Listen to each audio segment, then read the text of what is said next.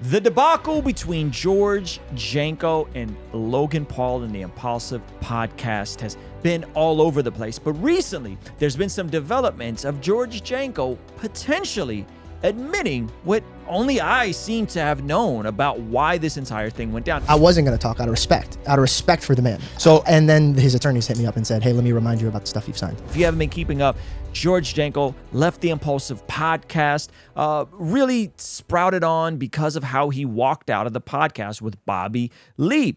And I was quick to point out that the reason he walked out of the podcast with Bobby Lee is because Bobby Lee violated this man in front of the whole world to see. Well, since he's left and started his own podcast, the views are, of course, down on Impaulsive. But George Janko's podcast seems to be thriving. And recently he did a couple of interviews addressing some of the things that led up to him and Logan Paul departing. All right. So here is the clip I did, okay, where it's talking about Sonny V and Jamari missed the real reason George Janko left the podcast. Now, if you guys haven't seen this whole debacle, there is Bobby Lee grabbing George Janko by the neck and trying to pull him in.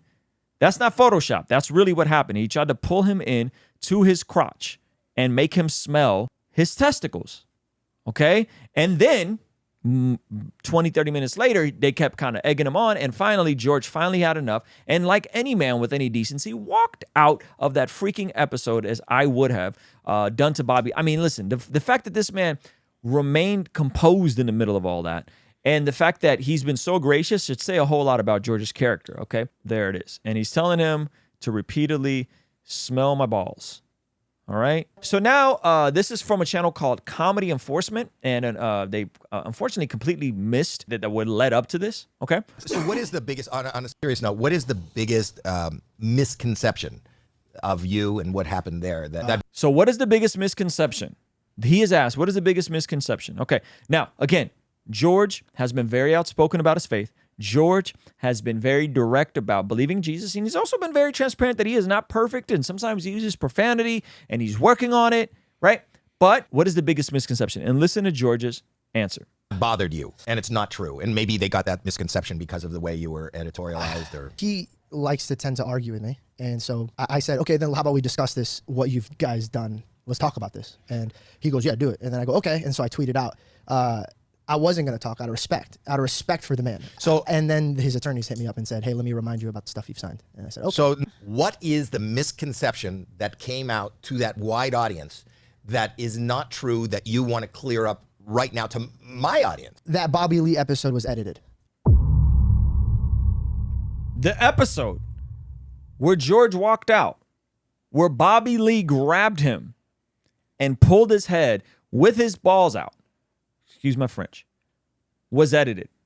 I would venture and put money on it that what actually happened was substantially worse than what we saw on camera. And they made me look like I wasn't a comedian that can't take a joke, even though every episode they make jokes on. And the reason I walked away was definitely not put in there. Did I call it or did I call it? Did I tell you guys that the reason he walked out was because of an illegal and unethical practice that your employer should never go through called SA? And now it seems like I don't know if he's saying it, but he's definitely saying that the episode was edited. So you're going to hold on. Hide your kids, hide your wife. Explicit.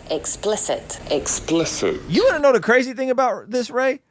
This is still obviously, like, how did they even let this come out? This man's junk is out. This is a sickness. It's the highest order. No, smell. You gotta smell it. I just wafted it, dude. This is not. It's podcasting. It's for entertainment. It's material. And in improv, you never disagree. You always agree. Sickness. Because yes, and you ruin the if you don't do it. So you're gonna smell my dick, and it's not. It's material, George. Yeah. It's okay. The reason why I'm even talking about this is because you guys dragged this man, George Janko. He's a Christian. He's he talked about God too much. He's not funny. He's not a comedian. The Jamaris, the Sonny V2s, the whole YouTube community, y'all dragged this man and ignored the obvious, which was he was humiliated in front of the entire world. And I would hope any man with any dignity would have reacted the same way after that. That Bobby Lee episode was edited. and they made me look like I wasn't a comedian that can't take a joke, even though every episode they make jokes on. And the reason I walked away was definitely not put in there. And that's it. Now I could leave that in. I guess so, yeah. They moved around very disrespectfully behind closed doors. Did it make for a better show the way it was cut? That made me miserable, dude. That put me through a terrible time. That was probably the worst moments of my life. So as a friend, not as a business, but as a friend, it was up. As a business. No, they did it to... See, it's basically, this is what it is, man. Like, and I'll say this confidently: the truth always comes out. Watch this. This is crazy. And relationships, bro. Like, people don't like to work with your team. People don't like to work with your team. His own brother is telling him. Hate your team. I could say the same thing. They hate your team. Okay, let's You chill could out. you could Let's- but you let's chill out. could say that you could say the same thing, but the evidence doesn't show that. So it's like Let's chill out. You have a fight coming up. Let's talk about it again after that fight.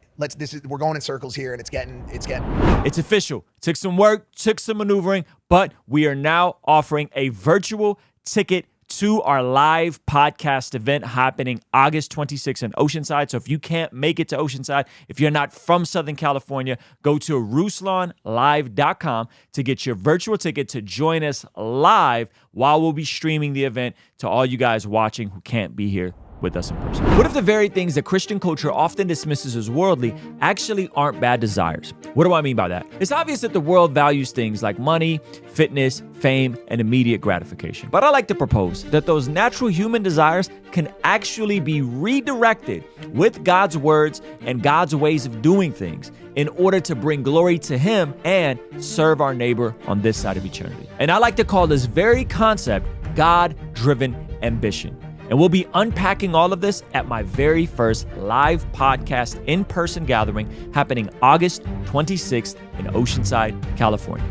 We'll have God Logic Apologetics, Pastor Jeff Moores from Rhythm Church, John Keith, Trizzle Fitness, and hosted by my guy Ray Rock. Lock it in on your calendars right now. Saturday, August 26th in Oceanside, California at Rhythm Church. Click the button down below or go to RuslanLive.com to get more information and get your ticket. Or to have that decision made for you. I don't know. We'll talk about that in a second. I made that decision. 100%. I guarantee I could show you that they've welcomed me back, and I said no. Okay. So he reveals that they tried to have him back on the podcast and he turned it down.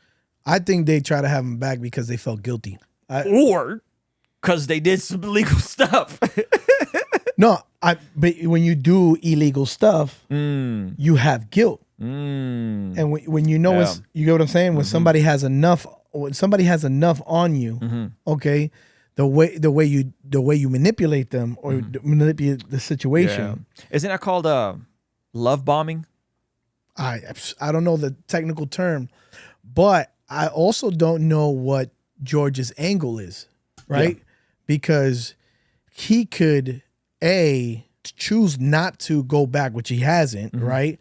And his angle could be like, hey, I'm just gonna hold this over you and keep you on your toes constantly, okay? Because I still have love for you as a friend. Yeah, well, he says that. The decision would be a really tough decision for most people. This is the most terrifying thing I've ever done in my life. My sister left her job. Reed, it works for me. My girlfriend, I have a whole team. I provide for the team because they're providing my dreams by working with me. And when it got to a point where he made me choose the well-being between my team and them, I had to sacrifice my life. And I prayed that God would lift me so that way I don't drop them. And I could tell you confidently within the 6 months that I've been on my own, it would take me 10 years to do that on Impaulsive. God will show in front of everyone who I am and who the people that tried to stop me. But the truth is, they didn't stop you. You have... They tried to. You have a... What do you mean they tried to stop you? I mean, bro, they even tried to interfere with my own show, started making decisions for my own show. And I was like, that's where I started going, hey, guys, I've juggled enough for you guys and been disrespected on this show. Now you're trying to come over here and try to tell me how to run. You see what's happening? He goes, hey, you're intruding. I got the wild card. At any moment, I can. Y'all gotta chill. Y'all gotta chill. Yep. My own house. I was like, no, you guys. Do you think you can ever be friends again without doing the show? If they change their hearts, I'm not proud to call them friends. And by the way, that's the most. I'm not proud to call them friends. Ouch. I don't think I've ever talked about it like so. Kudos to George, man, for standing up for himself and bouncing and getting out of there. I think that's a massive W for him. His podcast seems to be doing well. And yeah, it's good. It's good. And I'm just irritated by all of the YouTube commentary community repeatedly ignoring the freaking elephant in the room of what really happened. Yeah. which is you let your man get violated and laugh. And you know what it is? This is gonna sound whack. You know what this is? What? It's that weird white boy humor. Bro, You know what I'm talking about? I'm glad you said it. You know what I'm talking about? I was trying not to say it. Not all white folks, but there's a specific like avatar. Come on, babe. It's with, There's a specific avatar. The guys not that everybody like, named Chad does this, but there's a lot of Chads. there's a lot of Chads, man. You know, and a lot but of- there's a very specific avatar that they're into this lot kind of of like Mikes and sus Toms. humor and the stuff and the, you know what I mean? Bro, Smell my bro. Like Bro, they're into that stuff. Let me tell you something. I've never been mooned by a brown person. in the 37 years of my life, I've never been mooned by a black or brown person. Yeah. You know how many times I've been Oh, mooned? so many, bro. So many. I don't know what it is. And it's never even when it comes, Because it's not like they're like exploring, like it's like if we were to take like the pure sexual secular view and be like, oh, they're just free. No. They're doing it as a way to mock actual like gay people and then like try and be tongue in cheek and funny about it. Bro, It's the weirdest thing. Hey, this is a segment from our daily after party stream. Consider partnering with us online for as little as $5 a month to get access to these daily after party streams completely unedited. You'll also get access to our podcast as they are streamed live into the community before anyone else gets to see them, get to interact with our guests, get access to our private Discord server, and a discount code for our store for as little as $5 a month. Ultimately, that will help towards helping us continue contextualizing the gospel using media and podcast here on YouTube. All right, I'll see you over there. Peace.